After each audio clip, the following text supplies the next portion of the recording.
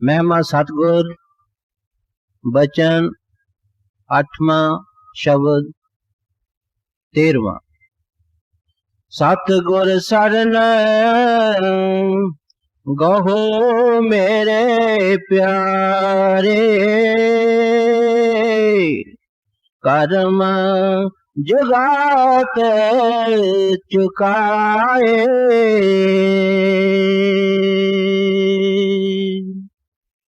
यह बानी हजूर स्वामी जी महाराज की बानी है। आप फरमाते हैं, ऐ प्यारा, तुम्हारे ऊपर करोड़ों युगों का कर्मों का कर्जा चढ़ा हुआ है। वो कर्जा तभी खत्म होगा जब तुम किसी कामिल, किसी प्रभु के प्यारे, किसी संत महात्मा की शरण में जाओगे।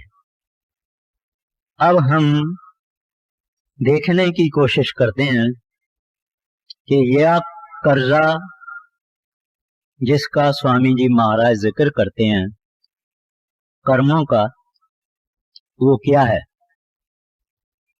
जब से हम परमात्मा से निकले हैं, हमारी आत्मा उस अकाल पुरख से निकली है, तब से हम कर्म करते रहे हैं। बुरे भी करते रहे हैं, भले भी करते रहे हैं, विचार से भी करते रहे हैं, वाणी और वचन से भी करते रहे हैं, और हाथ पांव से भी करते रहे हैं। तो इन कर्मों को संभालने वाला धर्मराज या काल भगवान, उन्होंने एक ऐसी टेक्निक रखी है कि जितने कर्म हम एक जिंदगी में करते हैं, उससे थोड़े दूसरी जिंदगी में हमको भोगना पड़ता है। यानी कुछ न कुछ वो रख देता है, रिजर्व में रख देता है। ये थोड़ा थोड़ा थोड़ा थोड़ा जो वो कर्म हमारा रखते जाता है, इसको संस्कृत में संचित कर्म कहते हैं, यानी स्टोर ऑफ कर्मास। इस टेक्निक के कारण हमको इस दुनिया में आना जाना पड़ता है। हमारा बर्थ और डेथ साइकिल ऑफ ट्रांसमाइग्रेशन इसके कारण ही चालू रहता है। जितने कर्म हम करते, अगर इतना ये हमको भुगवाता तो ये चीज नहीं होती। लेकिन उसकी इस टेक्निक के कारण हम हमेशा जन्म मरण के कैदी हैं। और हमारे कर्म इतने बली है, पावरफुल हैं, कि जिसका कोई हिसाब नहीं है। भागवत में महाराज श्री उद्धव, महाराज श्री कृष्ण उद्धव को कहते हैं कि हे उद्धव, यह जो कीड़ा जा रहा है, ये लाखों बारी स्वर्ग का राजा इंद्र हो चुका है और लाखों बारी कीड़ा हो चुका है। हम जानते हैं महाराज रामचंद्र ने, रामायण की बात है, बाली को पीठ में तीर मारा। उसका कर्म का फल भोगने के लिए उनको फिर दूसरे युग में महाराज कृष्ण होके आवे, और वह बाली भील होके आया। और एक दफा महाराज कृष्ण जंगल में टांग टांग पर रखे हुए बैठे थे, उनके पांव में पद्म था। भील ने देखा कि ये कोई हिरण की आंख है, और उन्होंने तीर मारा और महाराज श्री कृष्ण को चोला छोड़ना पड़ा। मेरा यह दृष्टांत अर्ज करने का फकत यही मतलब है कि कर्म कितने महाबली है, किसको छोड़ते नहीं, हिसाब भोगना पड़ेगा। चाहे बुरा उसका भी फल भोगना पड़ेगा, चाहे भला उसका भी फल भोगना पड़ेगा। गोसाई तुलसीदास अपने तुलसी कृत रामायण में कहते हैं, सीता एक दफा घास पर सोई थी जंगल में और सिर के नीचे पत्थर उनका तकिया था, सिराना था, पिलो था।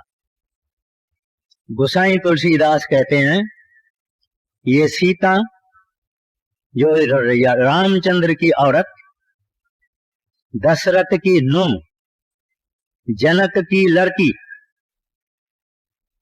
देखो कर्म कितने प्रधान है, उसको इस घास के ऊपर सोना पड़ता है और पत्थर तकिया या सिराना करके इस्तेमाल करना पड़ता है।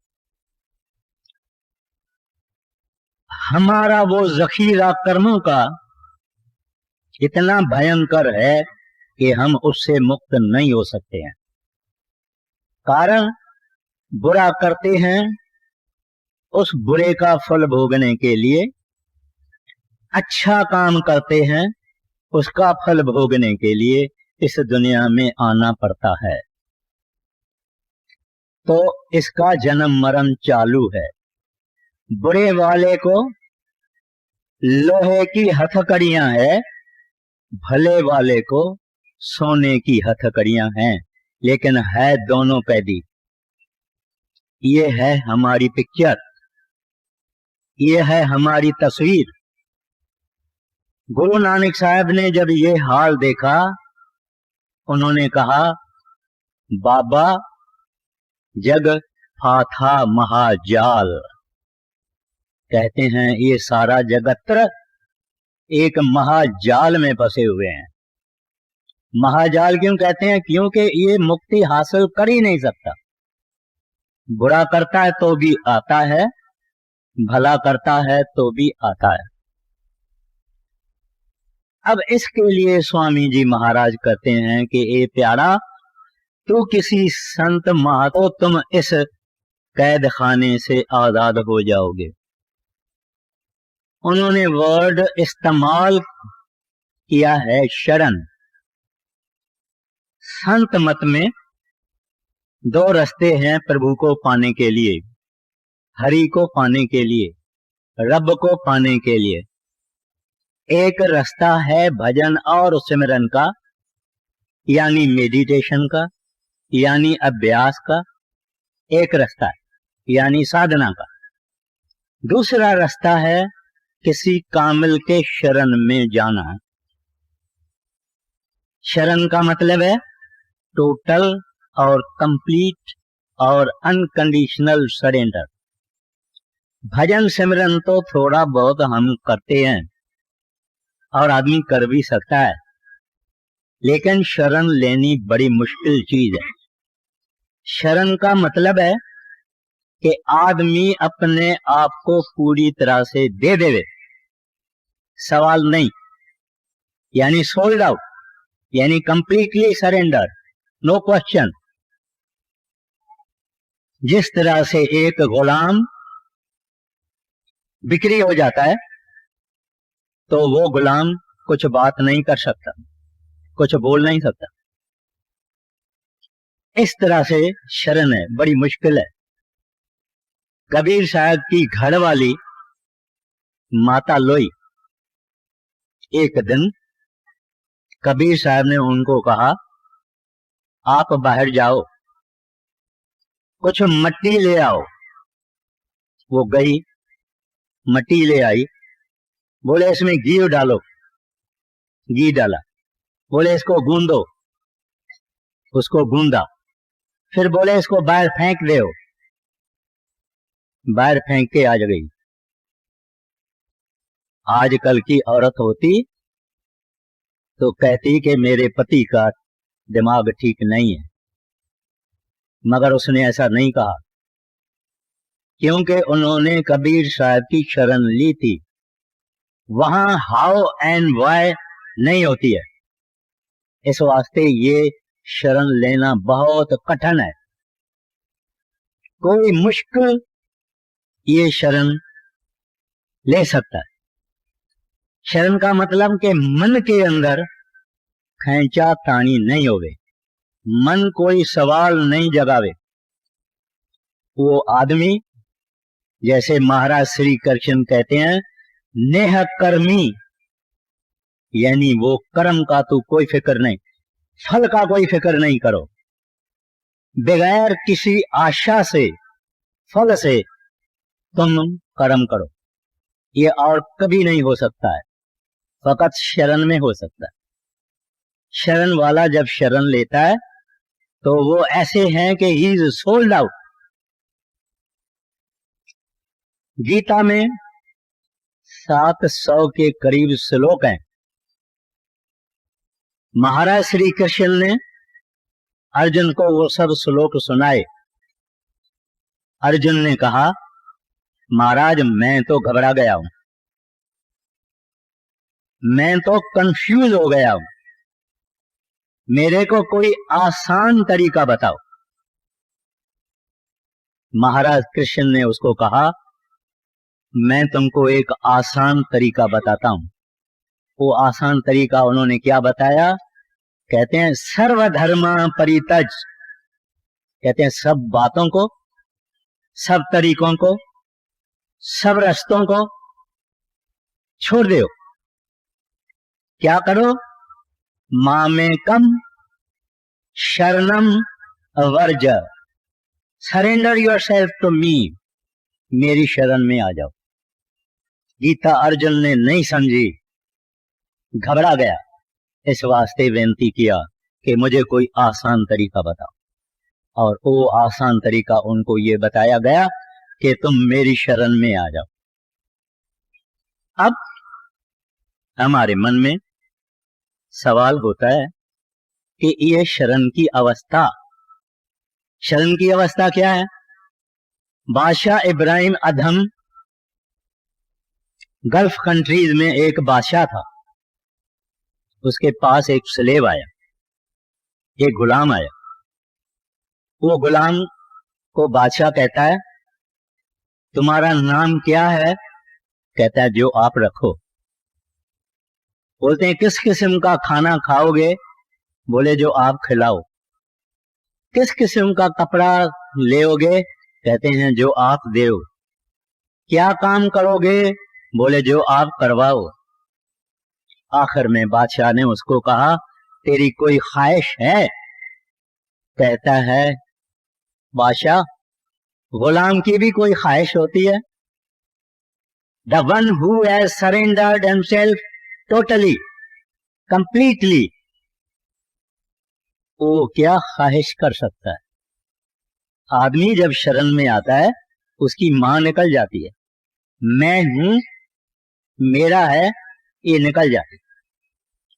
हम दुनिया के आदमी सारा दिन मैं और मेरा करते हैं, वो तू और तेरा करता है।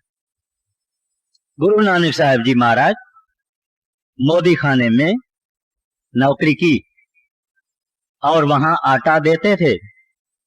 एक दफा एक आदमी आया, उन्होंने आटा खरीदा और गुरु नानक साहब जी महाराज तराजू में वजन करके एक एक धड़ी को कहते जाते थे। एक यानी एक बारी दिया, 2, 3, 4, 5, 6, 7, 8, 9, 10, 11, 12, 13, 13, 13, 13, 13, 13, 13, 13। उसने 14 नहीं कहा। प्रभु से मिला हुआ, वागुरु से मिला हुआ, रब से मिला हुआ, वो 13, 13, 13 ही करेगा। जिस महबूब ने, जिस हरि को जिस परमात्मा को, जिस करतार को, जिस वागुरु को उन्होंने अपना आप अर्पण किया था, उसके सिवाय वो क्या देख सकता है और क्या बोल सकता है और क्या ख्वाहिश कर सकता है? उसके लिए सब तेरा है। फिर वो जो करता है वो वाह वाह, जो करता है वो अच्छा है, दुख देता है तो भी अच्छा है, सुख देता है तो भी अच्छा है। ये है शरण वाले की हालत। तो भजन सिमरन करना शरण से आसान है, मगर शरण लेना मुश्किल। हमारे मन में यह भी सवाल आएगा कि ये शरण हम पैदा कर सकते हैं? Can we inculcate, can we cultivate? ना, ये उनकी बख्शिश है, ये उस साहब की गिफ्ट है, ये उसकी रहमत से होता है। भजन सिमरन हम कर सकते हैं, मगर शरण लेना उसके हाथ में। भाई लहना जो बाद में बने दूसरी पातशाही गुरु अंगद साहेब, उन्होंने सुना था वो वैष्णो देवी का हर बरस दर्शन करने को जाता था। उन्होंने सुना था कि एक महात्मा नानक कोई है जो बड़ा जबरदस्त महात्मा है। तो बोले मैं वैष्णो देवी का दर्शन करके नीचे जाऊंगा। लोगों से पूछते गया कि भाई गुरु नानक कौन है और वो कहाँ है। आखिर उस जगह पे आया जहां गुरु नानक साहब जी महाराज सत्संग फरमा रहे थे। उनको देखा, मोहित हो गया। हम अंग्रेजी में बोलते हैं लव एट फर्स्ट साइट। मोहित हो गया और उसके बाद घर नहीं गया, गुरु नानक साहब के पास ही रहा। इसका नाम शरण है, मगर इसकी बख्शिश भाई लहने को गुरु नानक साहब ने ही की। ये हम सीख नहीं सकते। ये संतों की ऐसे सब संतों, महात्माओं, फकीर, दरवेशों के तवारीख में ऐसे हैं। कोई रहमत करता है तब ये हालत हासिल हो जाती। एक इस्लामी फकीरों के तवारीख में जिक्र आया है, एक जेलानी साहब बड़े महात्मा थे, फकीर, घोड़ा बांधा हुआ था। उनके पास दूसरे गांव के लोग आते थे कि आप हमको कोई फकीर दो जो हमारे गांव में प्रचार करे अल्लाह का। उसने बोला हाँ देऊंगा। फिर लोग आते रहे, वो पोस्टपोन करते रहे, हाँ देऊंगा, तुमको कोई फकीर देऊंगा। एक दिन सुबह को सवेर जेलानी साहब उठा, देखता है कि एक आदमी है जो घोड़ी का पांव खोलता है और जब गर्दन पर आता है तो वो बंध जाता है, पांव छुट्टा है, गर्दन बंधी हुई है। फिर गर्दन को खोलता है तो पांव बंध जाते हैं, अगर पांव को खोलता है तो गर्दन बंध जाती है। तो उसको जेलानी साहब ने कहा, ओ भैया क्या कर रहे हो, कौन हो तुम? कहता है चोर, घोड़ी ले जाऊंगा, आगे से खोलता हूं तो पीछे बंद हो जाती है, पीछे से खोलता हूं तो आगे बंद हो जाती है, लेकिन ले जाऊंगा। ये उसकी अदा जेलानी साहब को पसंद आ गई कि इस आदमी में कुछ है। भर के मारी नजर, हो गया फकीर, हो गया दरवेश। तो ये उनकी बख्शिश है, उनकी रहमत है, उनकी मेहरबानी है। बाकी सिमरन भजन हम करें तो अच्छा है। तो हमको इस वास्ते स्वामी जी महाराज कहते हैं, ऐ प्यारा सतगुरु शरण गहो मेरे प्यारे, कर्म जगात। ये अक्षर अक्सुल है ज़कात। मुसलमान राजाओं के वक्त में ज़कात की जल रेवेन्यू ली जाती थी। ये कहते हैं कर्जा, कहते हैं तेरे ऊपर जो कर्मों का कर्जा है, कहते हैं उससे तुम मुक्त नहीं हो सकते हो सवाए किसी कामिल की शरण में जाने से। आगे सतगुर शरण गहो मेरे प्यारे कर्म जुगात चुकाए, फूल परम में सब जग पचता, अचरज बात ना काहू सुहाए। फरमाते हैं सारी दुनिया, सारा संसार जबरदस्त भूल में है और जबरदस्त भरम में है। भूल कहते हैं गलती को, भरम कहते हैं जो होवे और दिखाई ना देवे, जो होवे नहीं और दिखाई ना दे। वो है एक रस्सी पड़ी हुई होवे, हम समझते हैं कि सांप है, संप है, ये भरम है। इस तरह से कहते हैं ये सारी दुनिया दो बातों में भटकती है। एक भूल, वो भूल कौन सी? वो परमात्मा को तलाश करते हैं तीर्थों में, पानियों में, मस्जिदों में, मंदिरों में, और इस तरह से बाहर बाहर बाहर बाहर बाहर। वो है अंतर अंतर अंतर। किसी को बाहर से मिला नहीं, सारी तवारीख भरी हुई है, कहीं नहीं किसी को परमात्मा बाहर मिला, हिमालय में मिला या कहाँ मिला, बिल्कुल नहीं। जेरूसलम में मिला, कुछ न, कहाँ नहीं। वो है ही अंदर, उसका स्थान अंदर, उसकी रहाइश अंदर। अगर आदमी उसके घर में चीज हो और बाहर तलाश करता है तो स्वामी जी महाराज कहते हैं ये भूल में है। कागज में ढूंढता है, पानी में ढूंढता है, पत्थर में ढूंढता है। कागज का मतलब ये है पढ़ना पढ़ना पढ़ना, रिलीजियस बुक्स पढ़ना, मजहबी बुक्स पढ़ना। पढ़ना अच्छा है, पढ़ना कोई बुरा नहीं है, पढ़ना अच्छा है, लेकिन पढ़ने में मुक्ति समझना ये बात भूल है। पढ़ने से अपने को परमात्मा को मिलने का शौक होता है, पढ़ने से हमारे अंदर अवेकनिंग आती है, पढ़ने से हमारे अंदर अपने को, अपनी जुस्तजू, सेल्फ एनालिसिस करने का शौक होता है, मगर वो चीज पढ़ने में नहीं। गुरु नानक साहब जी महाराज कहते हैं पढ़िए जेती बरस बरस, पढ़िए जेती मास, पढ़िए जेती आर जा। जिंदगी पढ़ो, महीना महीना पढ़ो, सांस सांस पढ़ो, मगर पढ़ने से प्यारा ये चीज नहीं मिलेगी।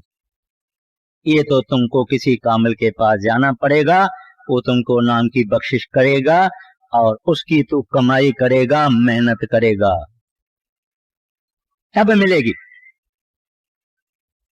तो कहते हैं भूल भरम में सब जग पचता, अचरज बात न काऊ सुहाए। कहते हैं वो अच्छे से अच्छी बात, प्रभु का प्रेम, वाहगुरु का प्रेम, हरि का प्रेम, गोविंद का प्रेम और मोहब्बत, कहते हैं ये लोगों को अच्छी नहीं लगती है, दुनिया उस तरफ नहीं जाती है, मगर अचरज है, इस जैसा कोई आनंद नहीं है। ये हमेशा लिबरेट करने वाली चीज है। दुनिया वालों को कहानियां सुनाओ, वीडियो की बातें सुनाओ, नाच गाना, रंग रूप, क्लब वगैरह वगैरह वगैरह बड़े शौक से सुनेंगे। हरि कथा सुनाओ, नहीं सुनेंगे। कहते हैं ये आदमी 19 सदी का है, ये हरि का नाम लेता है और खुदा का नाम लेता है और भगवान का नाम लेता है, ये 19 सदी का पुराने ख्यालों का आदमी है। कबीर साहब जी महाराज ऐसे लोगों के लिए फरमाते हैं पापी भगत न भाव ही, हर पूजा न सुहाए। कहते हैं जो इंसान पापी है उसको भगवान का नाम अच्छा नहीं लगता, भगवान की भक्ति अच्छी नहीं लगती, भगवान की डिवोशन अच्छी नहीं लगती है, हरि की बात अच्छी नहीं लगती है। उसको क्या अच्छा लगता है? कहते हैं माखी चंदन पर हरे, कहते गंध की मक्खी कचरे पर जो बैठती है मक्खी, कहते हैं माखी चंदन पर अड़ा, जैसे चंदन के ऊपर गंदगी की मक्खी नहीं बैठती, कहते इस तरह से ऐसे लोग, उनको सत्संग, सतनाम, हरि, प्रभु, परमेश्वर, रब, अल्लाह, खुदा की बातें अच्छी नहीं लगती। क्या कहते हैं? हर पूजा न सुहाय, माखी चंदन पर हड़े, यह दुर्गंध तय जाए। जहां गंदगी पड़ी होती है वहां ये कचरे की मक्खी वहां जाती है। इस तरह से वो लोग जो इस दुनिया को दीन और ईमान समझते हैं, जो सब कुछ इस दुनिया को समझते हैं, उनको सब बातें अच्छी लगती है, मगर हरि का नाम नहीं, प्रभु का नाम नहीं, वागुरु का नाम। आगे, फूल परम में सब जग